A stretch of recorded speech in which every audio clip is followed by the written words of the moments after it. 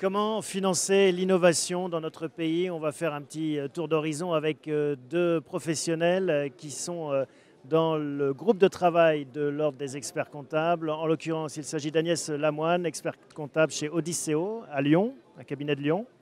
Et en face de vous, on trouve Guillaume Proust, compagnie fiduciaire, également expert comptable et le responsable de ce groupe de travail. En quoi consiste ce groupe de travail justement au sein de l'Ordre? Alors ce groupe de travail a vocation en fait, de publier un guide d'une centaine de pages à destination des experts comptables, des 20 000 experts comptables, donc sur toute la France, et par ailleurs également d'éditer un vadémécum pour vulgariser en fait, toutes les thématiques qui sont autour de l'innovation.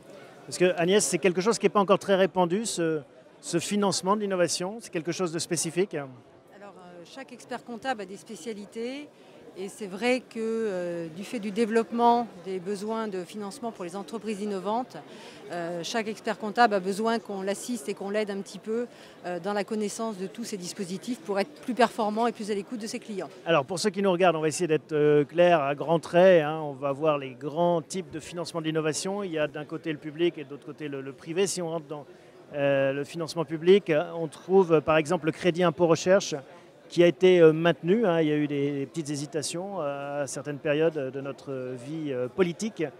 Qu'est-ce qu'il faut savoir sur le CIR? Je pense qu'en effet, ce qu'il faut confirmer, c'est qu'aujourd'hui, en France, avec un budget d'environ 5 milliards d'euros sur les derniers chiffres connus, le CIR est un des principaux dispositifs, on va dire le principal dispositif d'accompagnement de l'innovation très clairement et même d'une partie de l'économie. Avec des petites polémiques autour d'éventuels contrôles fiscaux qui interviennent après coup. C'est-à-dire que c'est un chiffon rouge pour le fisc apparemment, le CIR. Ça, je pense que ça a beaucoup changé en fait. On a bien expliqué que, quels que soient les crédits d'impôt, les mécanismes sont très cadrés. Et si vous êtes accompagné et que les choses se font correctement, il n'y a pas plus de contrôle que dans d'autres activités. Alors justement, comment est-ce qu'on met en place un CIR qui soit résistant au fisc? Alors il y a deux possibilités. Déjà, on peut faire une sollicitation d'un rescrit auprès de l'administration pour vérifier si oui ou non on peut bénéficier en toute sécurité de ce dispositif-là. Donc il fait une demande qui va passer par les impôts et aller au ministère de la Recherche et qui va donner un avis favorable ou non sur votre projet. Donc déjà, c'est une première type de sécurisation. Ça, c'est en amont. Ça, c'est en amont. C'est avant d'avoir commencé à travailler ou dès qu'on démarre le travail sur la recherche. Et a posteriori, il est prudent effectivement de s'entourer de professionnels qui connaissent bien le domaine et il faut avoir une organisation dans l'identification de la recherche pour pouvoir justifier sur le fond et après, dans un deuxième temps, sur la forme des dépenses que l'on peut retenir. C'est vraiment un outil de financement très important pour les entreprises. Il ne faut pas s'en priver, mais il faut le faire avec rigueur. Il y a le statut de la JEI, la jeune entreprise innovante aussi, hein, qui a des mécanismes qui est favorable pour financer l'innovation. Qu'est-ce qu'il faut retenir de ça?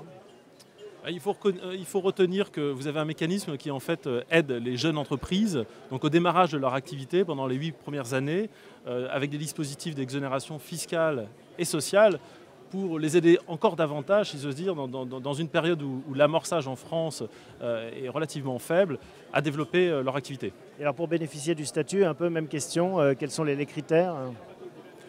Alors, il faut être une PME, c'est-à-dire une entreprise qui a moins de 250 personnes, 50 millions d'euros de chiffre d'affaires, donc ça fait déjà une certaine taille d'entreprise. Avoir moins de 8 ans, comme l'a indiqué Guillaume tout à l'heure. Être une entreprise nouvelle, avoir un capital qui est détenu par des personnes physiques au moins 50% et faire au moins 15% des frais de dépenses de recherche. Comme on l'a vu, c'est un des symptômes de la même catégorie que le crédit d'impôt recherche. D'accord. Est-ce qu'on doit être JEI au départ, au moment de la création, ou est-ce que ça peut arriver 3 ans ou 4 ans après la création? C'est une option, à n'importe quel moment dans l'espace des 8 ans. D'accord. Il faut réunir les critères. Et c'est rétroactif, on peut bénéficier justement de ces exonérations de façon rétroactive? Il y a des mécanismes fiscaux qui permettent de revenir en arrière sous certaines contraintes. D'accord. On pourrait parler du financement, d'autres types de financement public comme OSEO, les subventions nationales, régionales.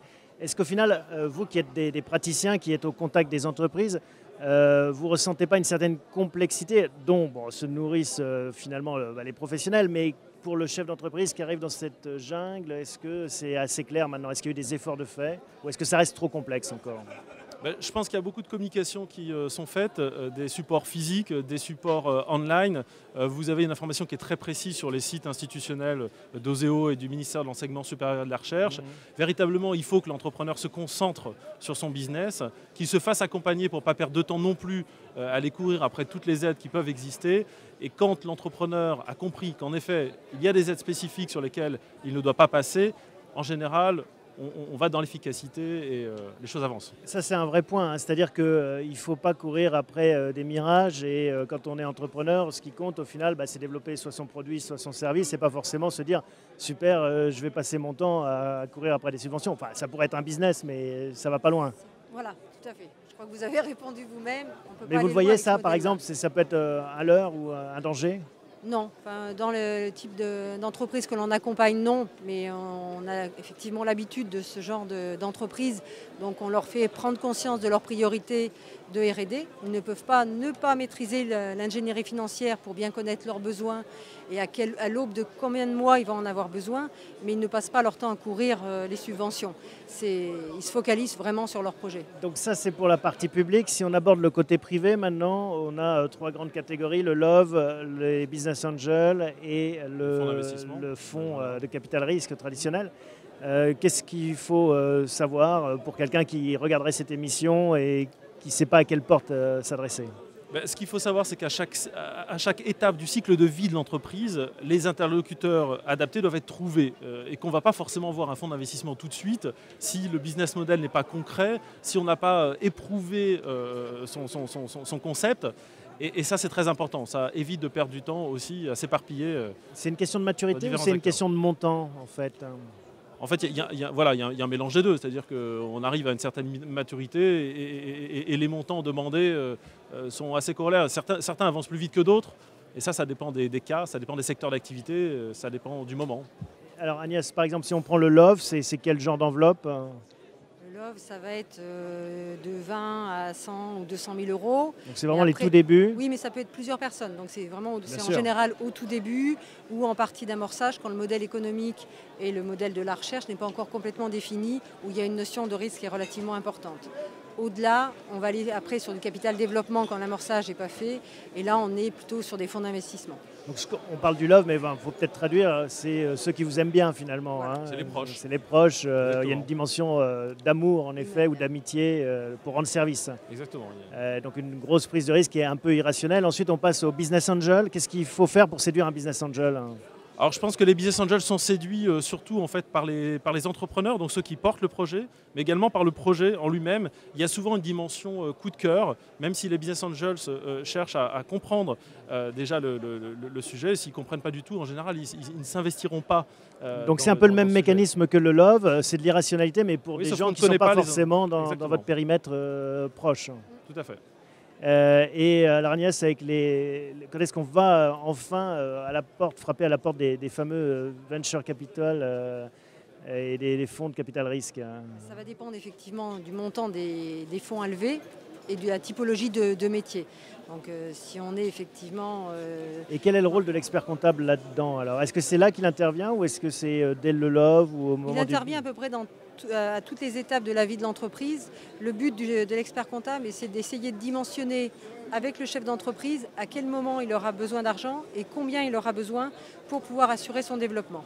Donc on va le dimensionner et en fonction, on va lui dire à cette étape-là, il faudra aller vers tel type d'investisseurs privés ou autres.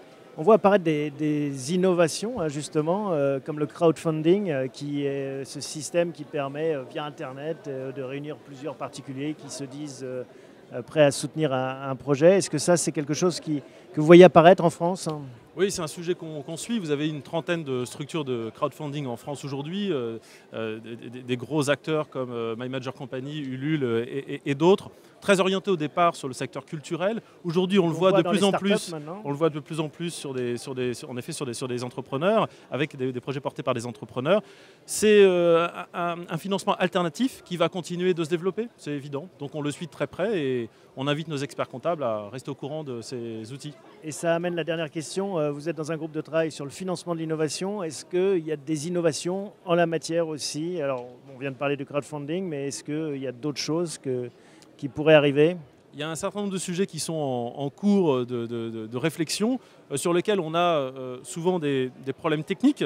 Et c'est pour ça d'ailleurs que dans le groupe de travail innovation à l'Ordre des experts comptables, on travaille en partenariat étroit avec OSEO et le ministère de l'Enseignement supérieur et de la Recherche sur l'évolution de ce type de produit, par exemple. D'accord, donc ce n'est pas un monde figé, hein. On pourrait imaginer qu'il se passe des choses dans le domaine du financement, de l'innovation. La place, comme ailleurs, est à l'imagination. On se parle et c'est très important de travailler avec la Caisse des dépôts et consignations, la BPI, OSEO et tous les partenaires institutionnels comme le ministère de l'Enseignement supérieur et de la Recherche. Tout à fait. Agnès, vous voulez compléter ou... Non, je pense que ça résume bien le financement de l'innovation. Eh bien, merci à tous les deux pour ces éclairages sur le financement de l'innovation. À très bientôt. Merci beaucoup.